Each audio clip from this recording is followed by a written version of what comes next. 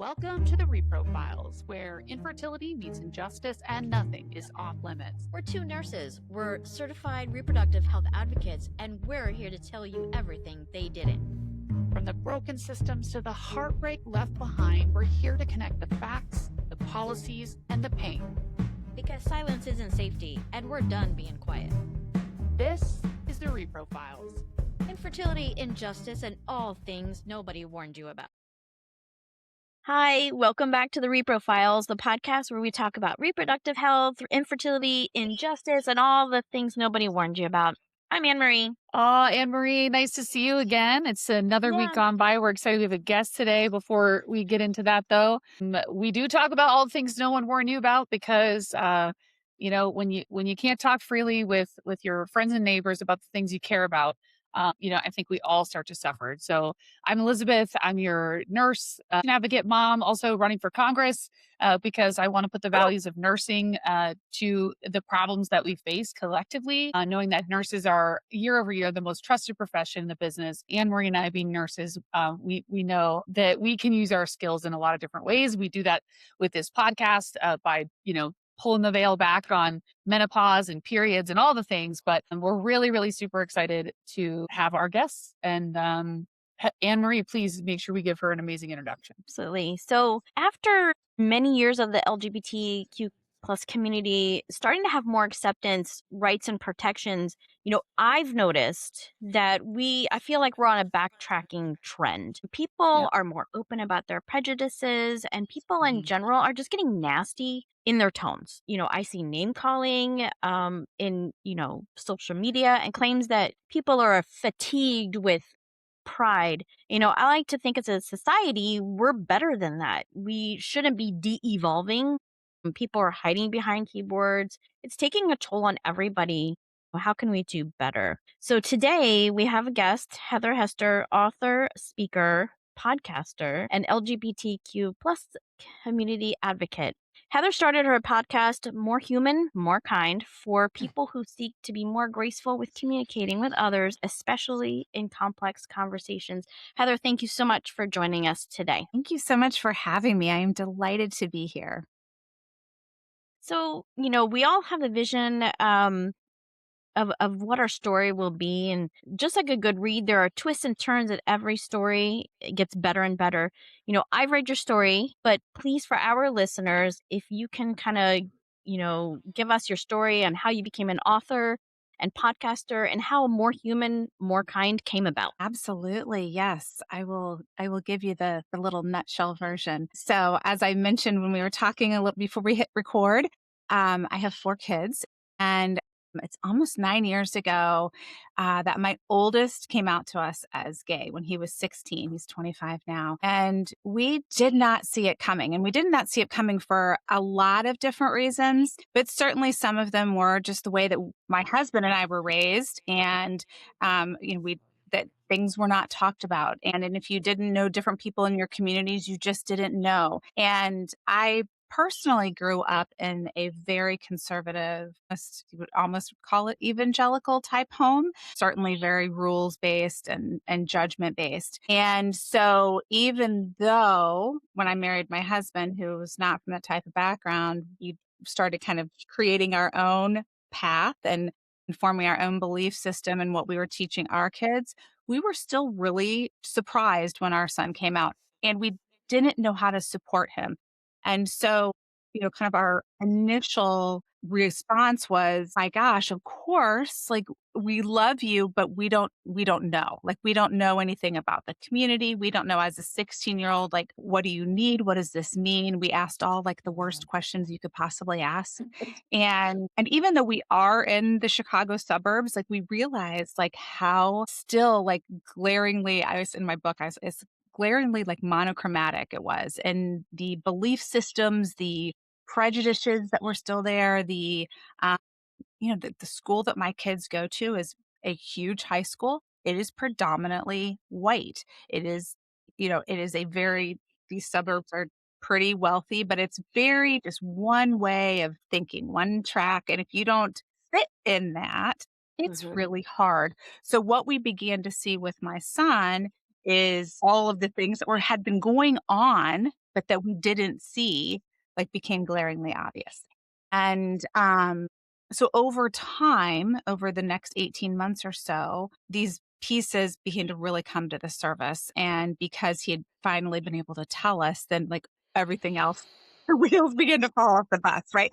Mhm. Typically, you would think, oh, well, he told you it's fine. Now he feels fine. Well, then he just felt like completely comfortable to let it all out. And he kind of checked all the boxes and the things that could possibly happen with a kid, a teenage boy, which being a teenager is hard, coming out, being a teenager in this day and age of social media and all of the things is hard. And so we just kept running into situation after situation. We were like, we don't know how to handle this. Like, where do Mhm. we find the information? Who do we talk to? Who can we talk to that's not going to judge us and our child? How do we keep our child safe? Oh my gosh, he's online. Oh my gosh, he's connecting with people on his phone. Like, how do you, like, there were just so many things that we couldn't stay in front of it.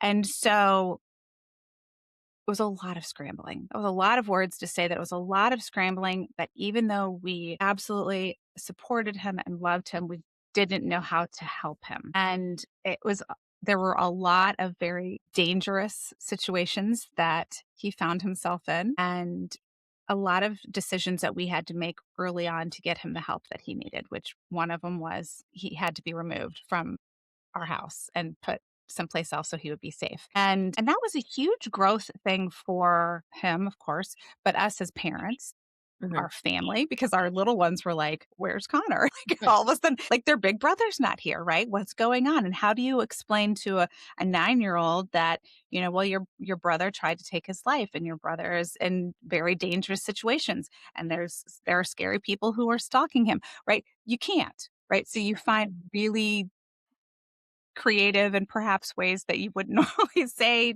things to say things. Fast forward, we got to a point where I was like, this is insane what we've been through. And I know there's millions of other people out there who are going through similar situations. How do I help those people with the information that I've learned, what we've learned? And it was at that point that I started a website that then went into starting the podcast. And as I'd always been a writer, that was kind of my thing. I'd been journaling and taking notes, and I knew at some point I would write a book. So that is how it all kind of evolved then into writing a book. Wow, what a beautiful um and honest recounting of something so difficult, right? I think we tend to want to have permanence over things, and when you don't know what to do, I've always told my kids if I mess up, I'm like, I'm sorry, there's no book on how to be a mom, and there's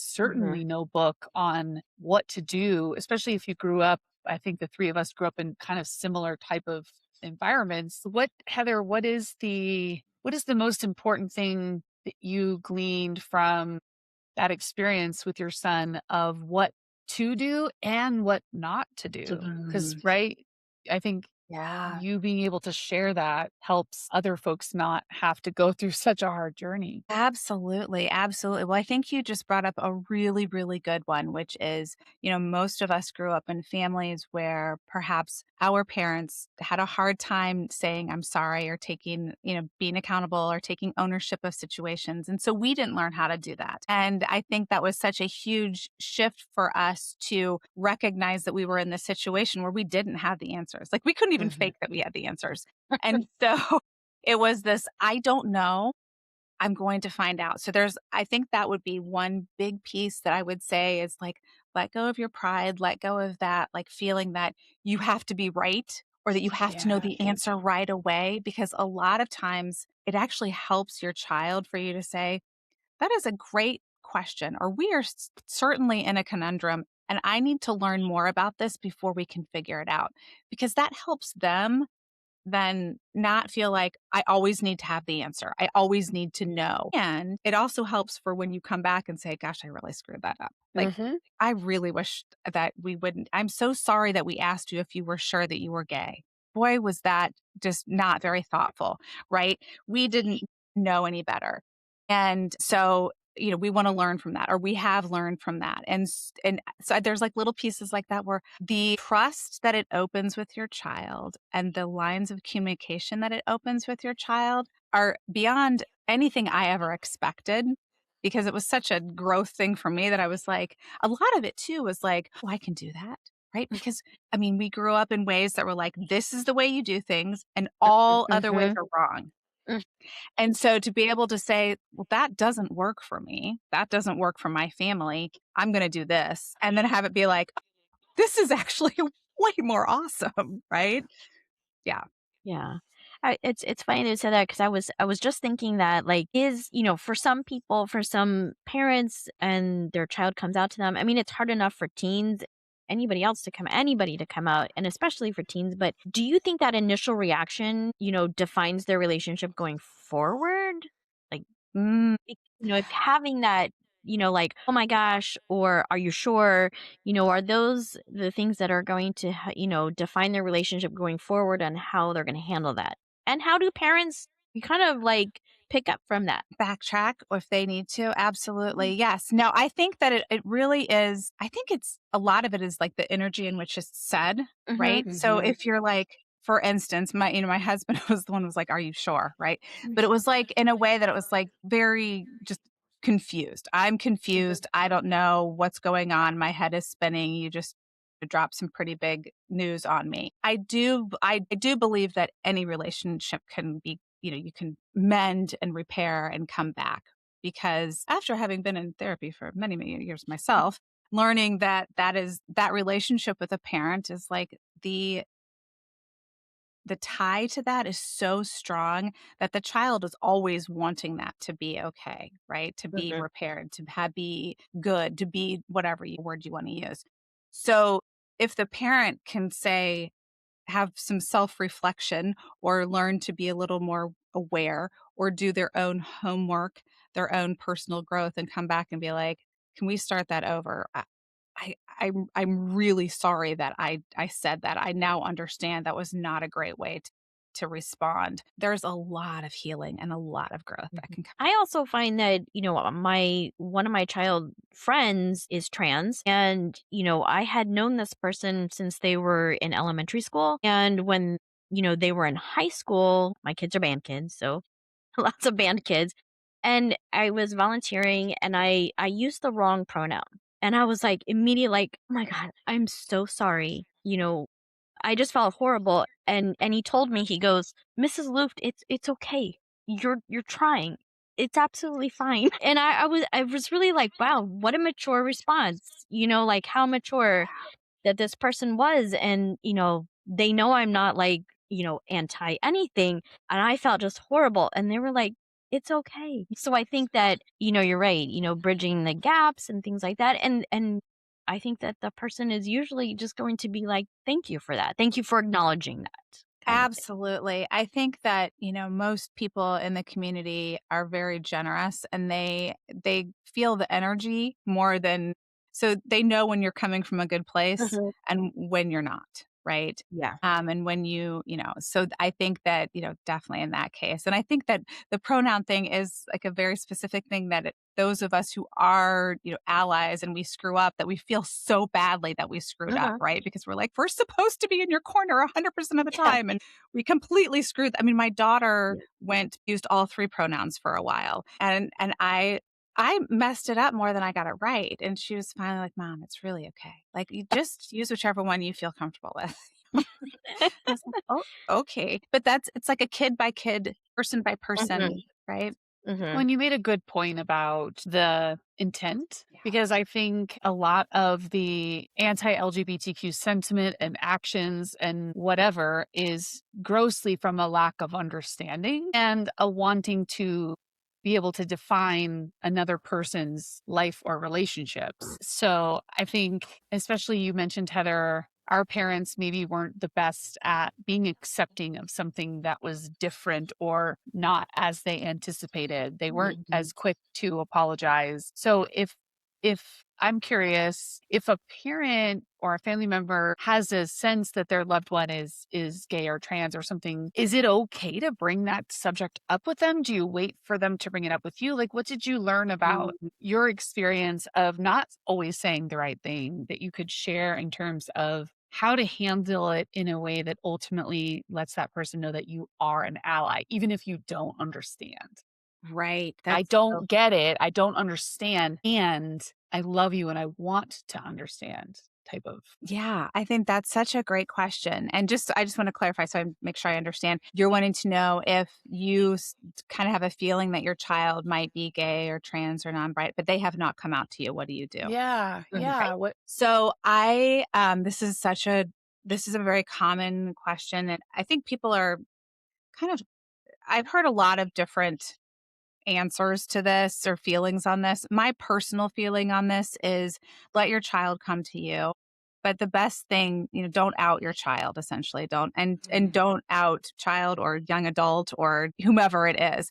Let them come to you. The best thing you can do is make sure that you are speaking and taking conversation opportunities to let them know that you are safe and that you are actively like, oh, I read this article today and this was so interesting. I saw this person was going to speak, or this person's written a book on this and that sounds so cool. I saw that this happened in the news today. What do you think of that? Because I think it's pretty lousy, right? Whatever. So, like, ways that are kind of guided and kind of let them sure. know what you think. I remember when Connor it was probably at least 2 years before he came out, and I don't know, you have, like, the weirdest things you remember, but a friend of his was over for dinner, and they were talking about people who it was, like, right when kids were really beginning to embrace they, them, and non-binary, and things that were a little more abstract, you would say, to, like, what and,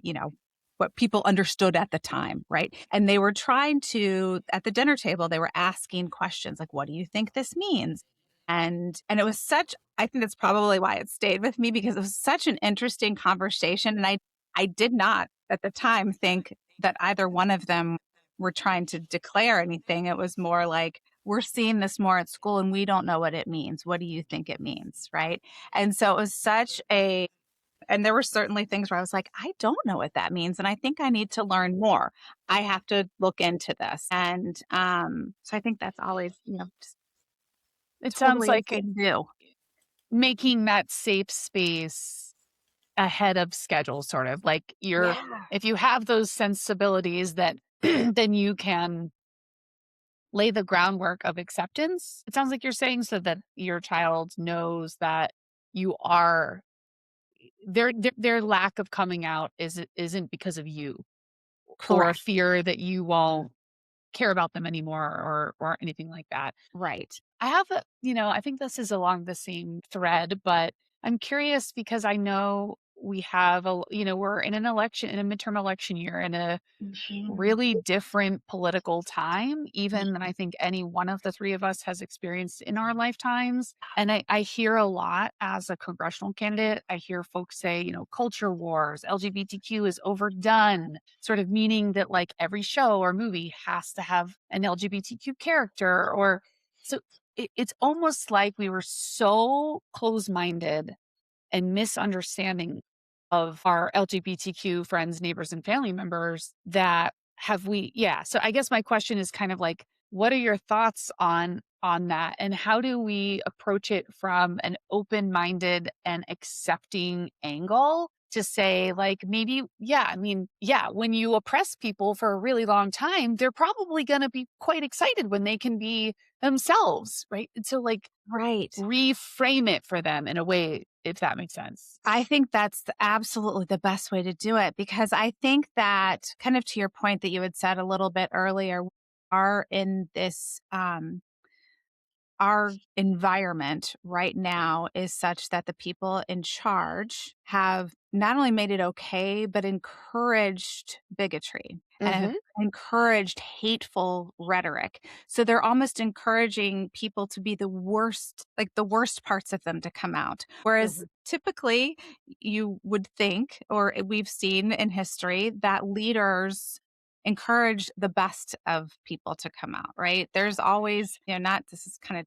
like the overused, but everyone has light and dark, right? And this current administration is just pulling the dark out of everyone who has felt like that's so oppressed, right? Like we were Yeah. oppressed. The white man is oppressed. So I think that when it comes, I'm always kind of blown away when I'm like, really? But you can look back and you can even point to pieces in history, which this may or may not be a good thing to point to, but like when Black people began to get rights, like how exciting was that? Where you started to, they could be leaders of companies. They could have, any kind of leadership. They were in TV shows. They were in movies. All of these happened because they had been oppressed. Same thing with women. I mean, you could take any community who has been marginalized, who has been oppressed. Yep. And right now, it just happens to be the LGBTQ community, specifically the trans community, really. But when you're talking about like cultural, social things like that, people do get hung up on the whole, like, there's gay characters. Okay. I mean, I'm not offended by the weird straight. I mean, there was something that happened. Okay, this is like a couple weeks ago, New Year's Eve. I'm kind of a sports person. I like sports, which is weird, but I do. And so I was watching Scott SVP on ESPN. And it was right after we had watched Anderson Cooper and, oh my gosh, who's he I was with on New Year's Eve? Anyway, you know who I'm talking about. Yes. And they were so funny. And they did their camera pan at New Year's. And their first shot was a gay couple kissing. SVP was like, before that, they had like done a pan before the ball had dropped. And it was like a couple of straight couples kissing. And he was like, ooh, it's getting really sexy out there on New Year's Eve. And then they pan to the gay couple kissing. And he was like, ooh, what is that? And they caught it all live. And I was like, really? And then he like caught himself saying it, like it was all on live TV, caught himself like backtracked. And I was like, this is what we have to like this. It's like the very basics of like, these are human beings. And it's almost going back to that, like talking to people, like, let's look at everyone as just a human being. And why does it matter whether they're two girls kissing, two boys kissing, two people who you don't know what their gender is? It's not your business, right? Yeah. Let them kiss. Exactly. It's like, going back to the love is love, I mean, who cares? Exactly. Who cares? Who cares? Like No, I think though we're teasing out that you said something really interesting, Heather. You said now this repressed white man thing is turning into white nationalism. I mean, let's just call it what it is. Those aren't your words, those are mine. But so I think there's a lot of forces fighting against one another for saying it doesn't make sense to me. A group of folks who think that their policy or their viewpoint is the only viewpoint so far as to encroach on other people's lives and decisions and feelings. And what do you think that comes from? Because we said earlier, like our parents they didn't accept things as well. Like, where do you think that lack of acceptance is really truly rooted, and how do you turn it from like oppressed people having to then defend their freedom, which is effectively what we're talking about, right? Because I know that in the days of you talked about Black people having more visibility in movies and things like that, and there were plenty of white folks who are like, put it in our face, whatever. Right. How do you get through that to the other side to say like, yeah, like you said, like, who cares? Why? Like when I go to the checkout line, I'm not like, oh, are you a boy? Are you a girl? Like, can I see your genitals? Like, that's ridiculous. But truly, why do we think that these groups have such a license over one another, I guess, is kind of a deep question, but. No, it's such a great question. I'm like firing on all cylinders right now. I have so many thoughts on that. So I think it's a couple of things. First of all, I think the basis of all of it is fear.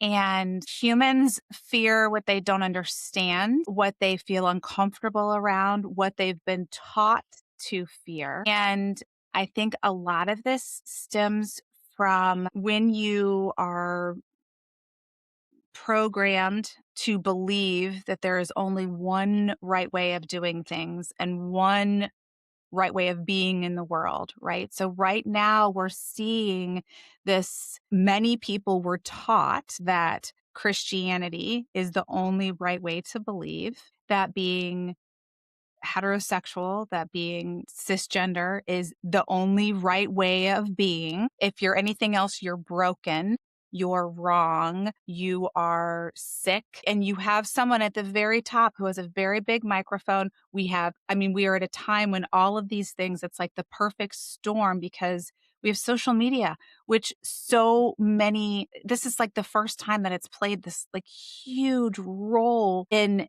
creating even more chaos than there would have been. So this person and his people around him all have these gigantic microphones to be like, look at that person, they're bad because of they're gay, they're Black, they're Latino, they're whatever it happens to be, that they are othering them. So you have this group that is desperately wanting to stay in power because they are afraid, because they've never had to learn coping skills or grow any depth of character or being a human, othering every other person out there, right? And that may be really incendiary and a lot, but you see it happen every single day, and it's sick. Yeah. It's heartbreaking, It is. honestly. I mean, because it's applicable to literally every issue in the news right now. It is. I mean, Israel and Gaza, us and ICE, Venezuela. Like there's just it's other. right. And yeah. So I think, Yeah. the simple answer is fear. The other Yeah. simple answer is othering. But as we know, there's like we could go off on tangents for hours on all of those, right? Anne Marie, bring us back to Sorry, Well, we're all bring going to us start out of the crying. So do you have tangent. a It better happens. question? All good podcasts have tangents. Come on now. yeah, no, I love tangent. I love a good tangent. So, Elizabeth, you bringing up like the gay characters, there are people out there that be like, oh, we always have to have a gay character. Oh, why? Well, I think representation matters.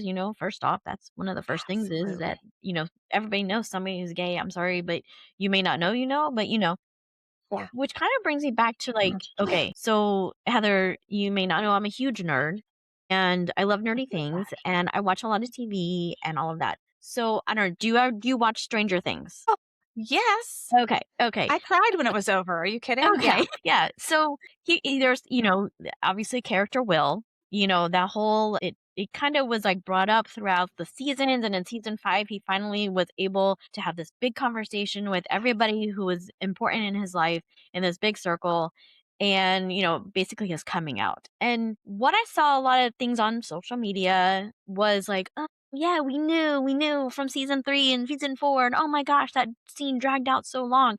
But I think that what people missed out is, again, this was set in the 1980s. The show was set in the Exactly.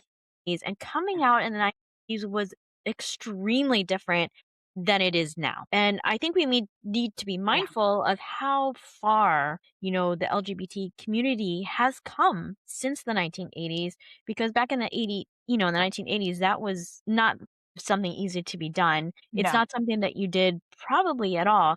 I mean, the fact that they were out to save the world and they were about, maybe didn't know if they were coming back from the upside down. So there's that layer going on in there. But, I think that scene actually was very powerful, and I thought it was amazing. I did too. I thought it was really well done. I thought it was very true to the time.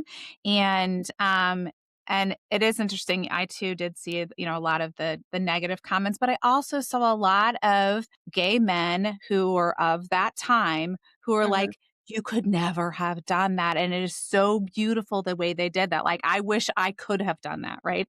And so, a lot of people being like, that was spot on how you would have said it, how you would have felt. Like, Vecna was in his mind telling him all the things. Like, that's exactly what you would have heard in your head. And so I agree with you. It's funny. I even had a friend the other day, and I think this, like, kind of to your point, who is, I would call her an ally. I would call her very open and progressive. And she even said, she was like, I don't understand that scene though. And I was like, but I was kind of like blown away because I'm like, it was set in the 80s. Like, remember the 80s, even the 90s. And now again today, like, we're looping back to that now. Like, that is where we're setting ourselves back to. And so I think there was actually something very powerful and maybe a warning of, this is where we could be going Yeah. if we're And I not mean, careful. I'm going to say like in the 80s and maybe early 90s, I was saying the F word, right? I don't say it now. You know, I had a friend who was gay and, I was like, I wait, what? was You don't say the F word? That's like the, our favorite word. But then I realized what F word you were talking The other about. no, F word. the Yeah. other F Yes. Because I word. say And that F I Yeah. word can't Because too. even in say the it. Yeah. 80s, I'm we not didn't going to. know better. We We Yeah. didn't didn't know know better. better. Well, And think of it was all the words like, that we used. yeah, We said, queer, we used as a word that or was As a, that's derogatory, so gay. as a And slur. I mean, not a yes. slur, yeah. but like yes. We said a lot of things we shouldn't have Hmm. been saying. And Yeah. But And when regret. you I know better, you do better. We talk about yes. this That's on our right. program all the time. Like, Mhm. it makes you a good human if you can retool your opinion or position on something when you get more facts or when you Right. get more information. That's a good thing to do. It's Mhm. Exactly. okay to admit you did not have something right at any point in time. Right.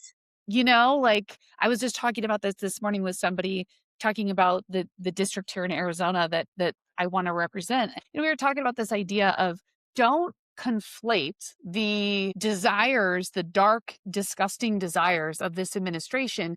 Do not conflate that with Americans, because I certainly don't want our Swedish neighbor, people around the world to be like, because he's your leader, you're bad. Right. But Right. we do that because that's a very binary thinking, as Yeah. Mhm. opposed to like in the instance of the genocide in Gaza. Do not Oh. conflate the Israeli government's deep, dark underbelly of starving their neighbors with Right. every Israeli citizen. That is not a fair characterization At of, all. At right? all. 1,000%. And I think that's actually a very important conversation to have and to encourage all humans to do, because that's how we're going to get through this and move forward in a positive way, is to teach people how to grow that capacity to be able to hold in their brains, right? That these things are both true, right? And the Mhm. more that you can say it's this and this, not or, Mm-hmm. but it's both, and I Mm-hmm. can hold that, and it's really uncomfortable, Mm-hmm. but it is, and be able to continue to grow that. I think that's one of the ways we move through this, and we really Mm-hmm. connect more and more with people, like to your earlier point, that's why we do what we do, right? To educate people, to say, "Hey, we see you. We're imperfect too. Like, boy, did I Right. screw up. Here are the 13,000 ways that I've screwed up, and I've learned from it, and I'm moving forward, and I'm sharing this with you because I know you can do this too." Right? And that's what we do every single day. And I mean, that's why I keep going. I'm sure that's why you keep Yeah. going, right? Mhm. Because we're just like, there are so many people out there who are capable of this. And I mean, probably I would most people are capable of it. It's whether they or not they want to. Um, and so yeah, that's how we beat back now. Yes. Yes. Absolutely.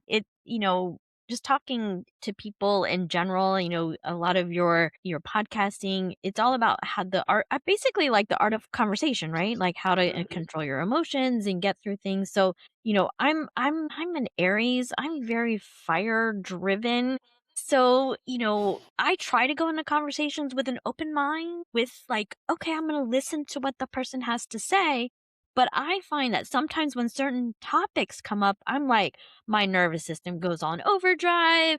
I'm like getting ready to fight. How does one like myself, who gets all fired up, how do I kind of push that defensiveness down, try to remain calm, and also try to control my face because my face says a lot of things. Like, I'm not good at hiding what I'm thinking a lot of times, Yeah. but is there a practice or is there something that people like myself Mm. can do to be better conversational?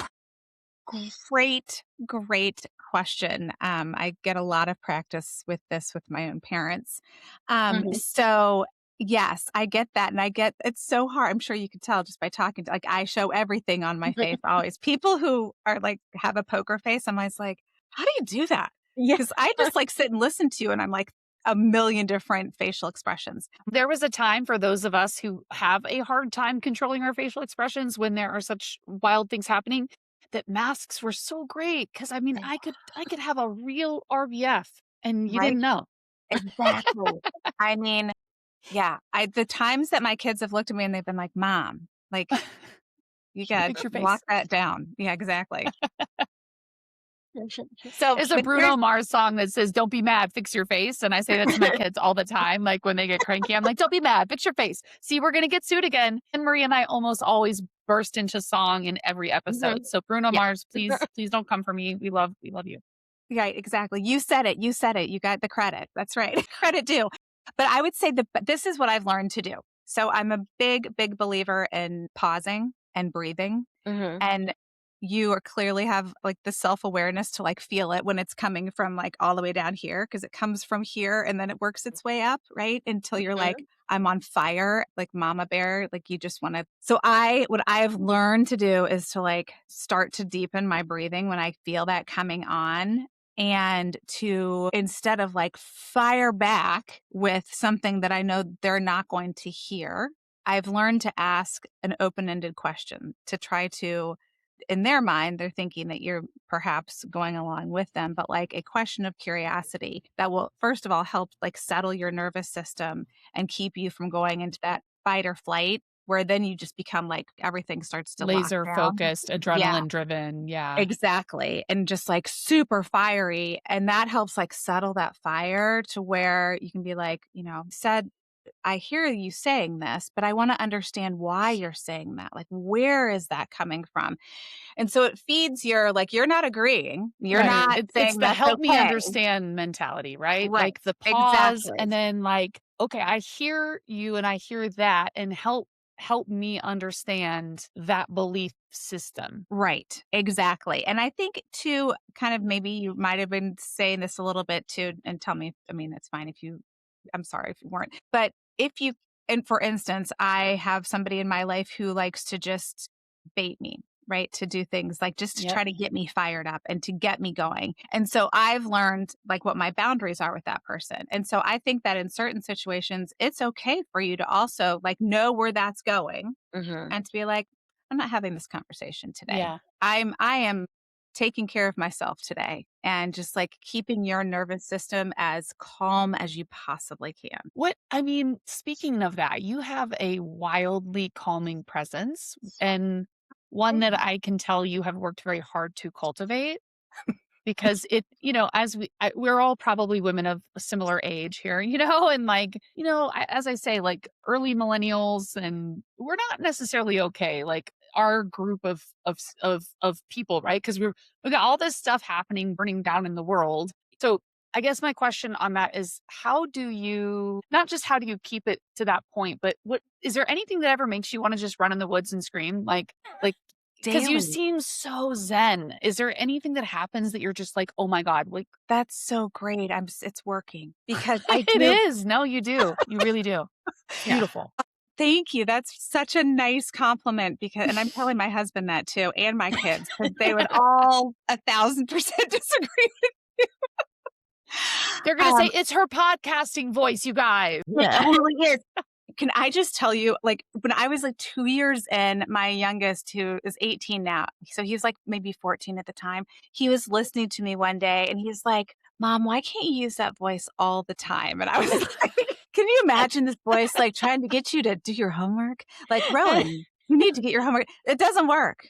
Well, So, my husband is a therapist, and early oh, on in our relationship, very early on, there was some like disagreement or something, and he said to me in just this voice, Elizabeth, I'm not sure either one of us is in the right mental space to have this conversation." And I said to him, "That will be the first and the final time you ever say anything like that to me. Do not therapize me." right? So it's funny how we work hard to cultivate even still like our Yeah, forward facing reaction. And exactly. I think it's fascinating that sometimes I feel like not we're the only ones, but we're required to show more restraint. Even like I guess like even men versus women when we talk about something, we're expected to show like all of this restraint and all of this. But when is there a time that you do raise your like that you should get This is one more extraordinary thing about women is that we are able to do this. We have learned how to do this and have these really intense conversations about very important topics in a way that is palatable for people to listen to, right? I also think that we are in a time and space where it is important to not become numb to what's going on and to make sure you have a space on a daily basis where you can, whatever your outlet is. So if it is screaming, if it is crying, if it is ranting, if it is writing it out all on paper, whatever, you're having a person that you can process it with. It is so vitally important that we do not become numb to what's going on because that is what they want. So find your outlet and stick to whatever it is. I mean, these rage rooms are great. Go once a week and bust stuff I haven't up done with the that hammer. yet. Anne-Marie, you've done that, right? Have you done that? I've never done that. I I feel like haven't. I should. Want to. I would love It's to do really, that. really great. Yeah. Really great. I highly recommend axe throwing as well. Oh. Yeah. I haven't done that one either. Is that how we're going to get through this? Is just go throw axes on the side, get all of our feelings out, and then come back to the table all composed. I'm ready to have this discussion now. Exactly. But I really appreciate that sentiment, that point, and that is we cannot become numb to injustice and things that are happening around us. So that I think the message is that there's definitely an appropriate time to get loud, Mhm. and then there's a time to be steady. Conversation with someone last night about how, you know, it's the little things that we need to call out and say, this is not normal. When you have a person who is running a country and name calling people, that is not normal. And we should call it out. Right. And, it's just those little things, policy or not, whether you agree with policy or not, we can't accept that as normal behavior. And that needs to be called out for sure. It does. For the president of the United States down to your neighbor, I think that, needs to be called out, which kind of leads me into a question as far as when you're in a conversation with a group of people or even one-to-one person, with someone and someone just casually puts out a derogatory term or maybe they say something that is completely false, that's completely against your beliefs and they use derogatory terms. What's come to mind is the R word is coming up a lot. That's a new thing that's coming on. What do you think is the best way to kind of correct that? Do you stop the person right there in their conversation, stop them and say, yo, that's not cool in a nicer way, or let them complete their thought and then kind of say address it at that point? If you're in a group, do you take them aside and say, I really don't appreciate you saying things like that? Do you call it out in front of the people? I don't know. What's the best way to kind of handle that? Because that happens. It's a great question. You don't want to be seen as the morality police, but you also don't want to be seen at silence as complicity so often. So what do you do? Right. I think that's a great question. And my first kind of off the cuff answer would be, I think it's depends on the situation. It depends on who you're with. And I think it also depends on how you as a person typically would handle something that's uncomfortable, right? Would you normally speak up and say, oh, that's not okay. Or I believe this. Are you typically the outspoken person in the group, right? Because then I think that it becomes so much easier for you to be like, hey, that's not okay. I think it depends, person dependent, situation dependent. That feels like a cop-out answer, which I don't mean for it to be. Well, again, two things can be true. You don't have to have the perfect binary answer. Right. I really think it is. I think it kind of goes to that, us being complex humans, read the room, which my daughter always says, read the room, right? Then the best way, you listen to your body will tell you what is the best way to respond in this situation. If it feels right then to be like, that's not okay, say it.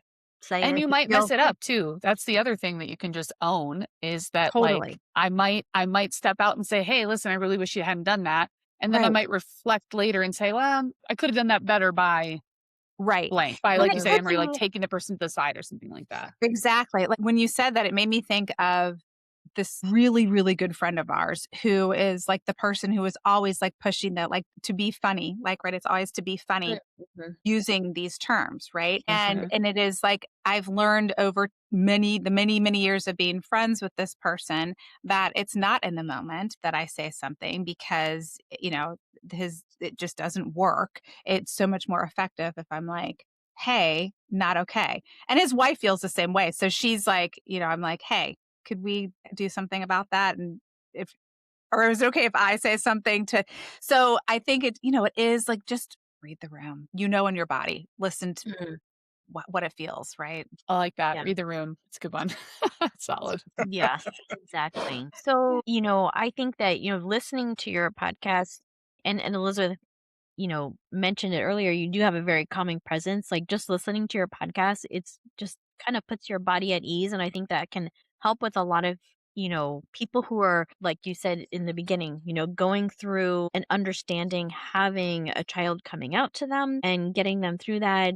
You also have a book, The Parenting with Pride, unlearn bias and embrace empower and love your LGBT plus teen, which is amazing. And Thank I think that you. a lot of parents, a lot of family members, not just parents, grandparents, other family members are going to learn a lot, from your words. Thank Yeah. you. Aw, I appreciate that very, very much. Thank you. Yeah. So Yeah. Thanks for I'm coming so on. happy that I'm so happy that met with you. I'm so happy that we connected. I love talking to you. I think our I know. conversation went quite well. This was Yeah, you're such a fun conversation. Yes. Yeah. well, Thank you're you. Thank you. I Yeah. think our listeners will find it to have been one that provides some insight and a glimpse into what it's like to just be humble Mhm. about a lot of these things, right? I think it's the like this is the right way type of thinking that this conversation shows. You don't have to be entrenched in your thinking. Um, so yeah. Well, thank you for joining us. We would welcome you back anytime.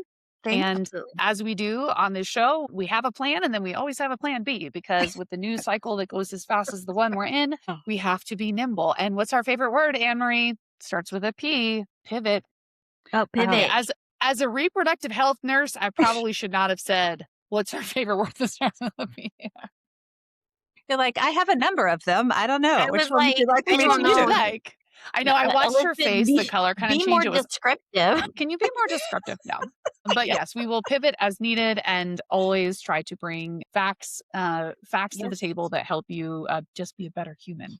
Yes. As Heather says, let's be a better human. So, Be all a right, we'll better see you all human. next week on the show. Until then, check out our social media, check out Heather's podcast.